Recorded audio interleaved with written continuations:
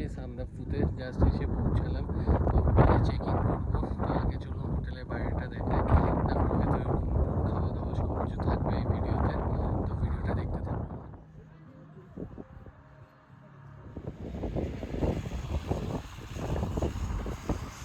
Double bed room নিয়েছি, একটা triple bed room নিয়েছি।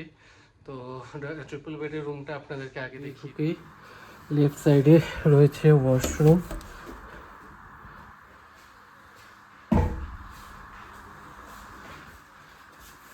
তো এই হচ্ছে ওয়াশরুম, বাইরে একটা স্লিপার দেওয়া, একটা সিঙ্গেল বেড রয়েছে, এদিকে একটা ডাবল বেড, আর মাঝে একটা টেবিল, এখানে একটা প্লাগ পয়েন্ট রয়েছে।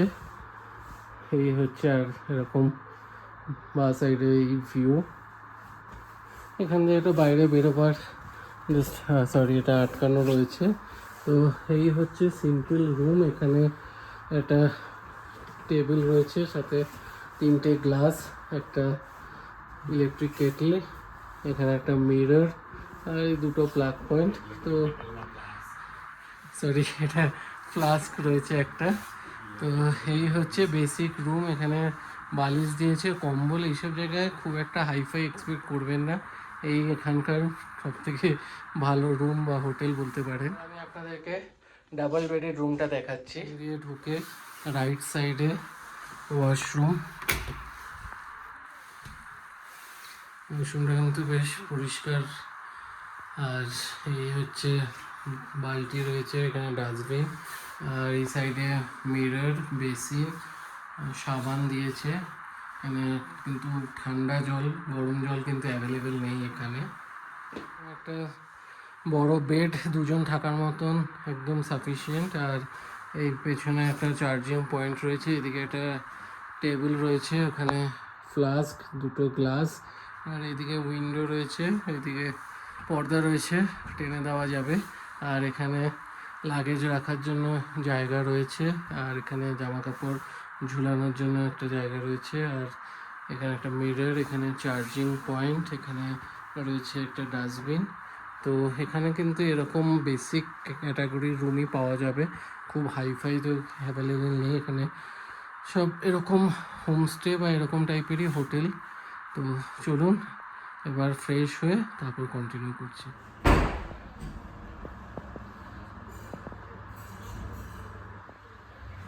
রেস্টুরেন্ট এরিয়া, বেশ অনেকজন একসাথে বসে খেতে পারবে। আর এখানে রিসেপশন, আর মেনুটা দেখিয়ে দিচ্ছি।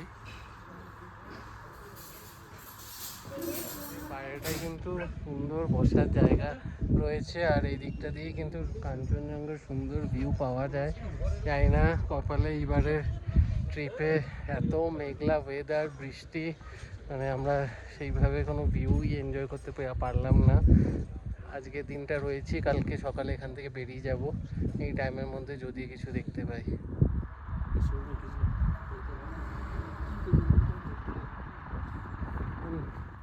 বেরিয়েছি একটু মার্কেটের দিকে যাচ্ছি, সামনে কিছু দোকানপাট আছে, আশপাশটা একটু ঘুরে দেখছি।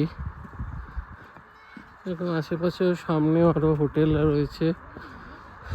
এটা হচ্ছে কি শেরপা চ্যালেট লজ।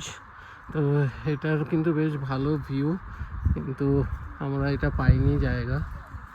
আর এখানে একটা ক্যাফেও রয়েছে, ক্যাফে 3636। এখন এরকম উলের টুপি রয়েছে, ম্যাগনেটস রয়েছে, টি শার্টস রয়েছে, এখানে নেপালের কয়েন রয়েছে, আর এদিকে টি শার্টস, ব্যাগ সব কিছু রয়েছে। একটাই দোকান, বেশ দাম, তাও অনেকগুলো ম্যাগনেট নেওয়া হয়েছে বলে 10% কম করেছে। প্রায় এক একটা 150 টাকা, 130 টাকা করে দাম এখানে। যেহেতু আমি যেখানেই যাই এগুলো কালেক্ট করি, তাই জন্যই নেওয়া, কারণ সব জায়গায় তো আর বারবার আসবো না, একবারই আসবো, তো অ্যাজ আ মেমোরি হিসাবে নিলাম। তো চলুন আর একটু ঘুরে টুরে তারপরে হোটেলে ব্যাক করবো লাঞ্চ করতে। হোটেলে লাঞ্চ করার জন্য, তো কী কী রয়েছে মেনুতে চলুন আপনাদের দেখতে। রাইস, সাথে ডাল, একটা ফুলকপির তরকারি, তার সাথে আরেকটা মিক্স ভেজ, মিক্স ভেজ, সাথে এখানে স্যালাড, আলু ভাজা, আর এখানে একটা আচার আছে, ডিমের কারি। তো আমরা নিয়ে নিয়েছি খাবার, সব বসে গেছে। আমার যে খুব মায়া লাগছে, এই শনিবার নিরামিষ খায় কিন্তু বিরিয়ানি রাইস খায়, ডিমের ঝোল খায়, ডিমটা খাবে না। আমি ওকে বলছিলাম ডিমের ওপরে সাদাটা খেতে, ওটা নিরামিষ। করে ঘরে চলে এসেছি। খাওয়া দাওয়া কিন্তু খুবই ভালো ছিল, সার্ভিসও বেশ ভালো। তো দুটো হোটেলে কিন্তু বেশ ভালোই লাগলো। তো চলুন এবার একটু রেস্ট নেবো বা আড্ডা মারবো, দেখি কি করি, তারপর আবার পরে কন্টিনিউ হচ্ছিল। বাইরে এখন বিশাল হাওয়া দিচ্ছে।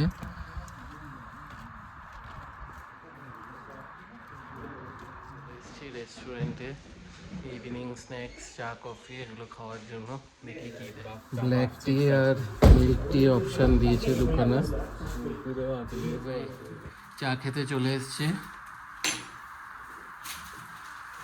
দেখাচ্ছে। আমি নিয়েছি ব্ল্যাক টি। এবার কিছু ভেজ পকোড়া টকোড়া দেবে হয়তো।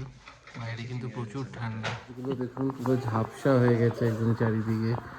বহুত বৃষ্টি হচ্ছে, এমন একটা সময় এলাম আর কি বলবো। গরম গরম পকোড়া চলে এসছে, সাথে সস, পুরো একদম গরমা গরম। পকোড়া পার্টি শুরু হয়ে গেছে, এদিকে লোকেরা লাইন দিতে শুরু করে দিয়েছে। দেখি কিরকম।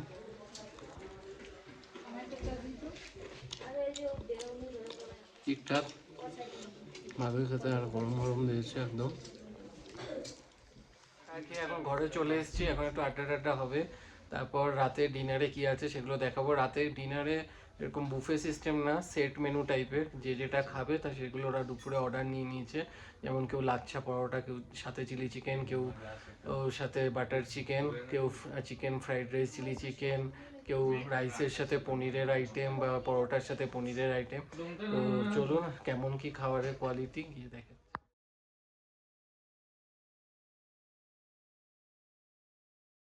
ফ্রাইড রাইস চিলি চিকেন নিয়েছি, এদিকে ঝোল, লাচ্ছা পরোটা, পনির নিয়েছে। খাওয়া দাওয়ার বেশ ভালো, পনিরটা কিন্তু খুবই ভালো হয়েছে।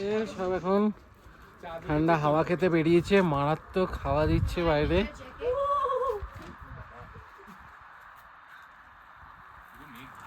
পুরো মেঘ, আবার মনে হচ্ছে সারা রাত্রে বৃষ্টি হবে।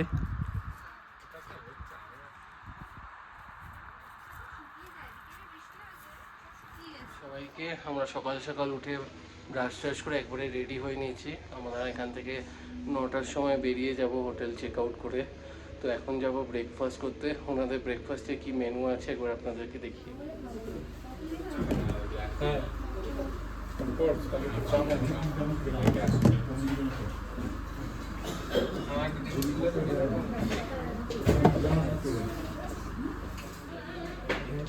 সকালে পুরি বা পরোটা কিছু নেই, এই পোহা, একটু নুডলসের মতো রয়েছে, ব্রেড বাটার, জ্যাম, ডিম সিদ্ধ আর ডাল।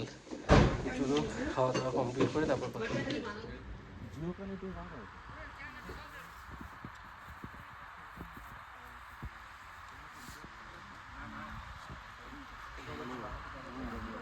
ব্রেকফাস্ট সব কমপ্লিট, আমরাও রেডি। এবার গাড়ি আসলে বেরিয়ে যাব। লাগেজ টাগেজও সব প্যাক হয়ে গেছে। তো আপনাদের যে মেনুটা দেখিয়েছিলাম ওখানে কিন্তু হোটেলের কন্ট্যাক্ট নাম্বার ছিল, আপনারা ডাইরেক্ট বুক করেও আসতে পারেন বা কোনো ট্যুর অ্যান্ড ট্রাভেলসের মাধ্যমেও কন্ট্যাক্ট করে আসতে পারেন। তো আমরা মানে লাক খারাপ, কাঞ্চনজঙ্ঘা বা মাউন্ট এভারেস্টের কোনো কিছুরই সেরকম ভিউ পেলাম না।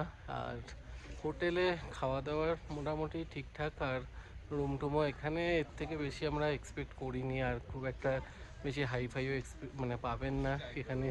আপনারা যদি ডাইরেক্ট কথা বলেন বা যে ট্যুর অ্যান্ড ট্রাভেলসের মাধ্যমে আসবেন তাদের সাথে যদি কনভিন্স করিয়ে এরকম মাউন্টেন বা কাঞ্চনজঙ্ঘা ভিউ রুমও এদের রয়েছে, সেগুলো যদি বুক করতে পারেন সেগুলো হয়তো আরও বেশি রেটের হবে। নর্মালি যদি কোনো প্যাকেজে আসেন এখানে 1900 টাকা পার নাইট পার হেড করে নেবে। তো আসুন, বেশ ভালো লাগবে। রাস্তা কিন্তু খুব খারাপ, বয়স্ক লোকেদেরকে আমি রেকমেন্ড করব না এই রাস্তায় আসার জন্য। তো ভিডিওটা এখানেই এন্ড করছি। ভালো লাগলে লাইক করবেন, শেয়ার করবেন এবং চ্যানেলটা সাবস্ক্রাইব করে দেবেন। আবার দেখা হবে।